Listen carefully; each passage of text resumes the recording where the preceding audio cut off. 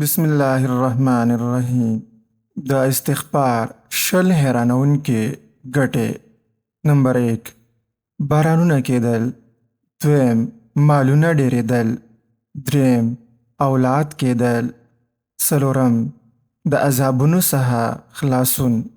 پنځم، د سید الاستغفار د جنت ته د تلو ذریعه ده. شپږم، الله تعالی پرې خوشحالیږي. اووم، د دنیا د مصیبتونو څخه خلاصون.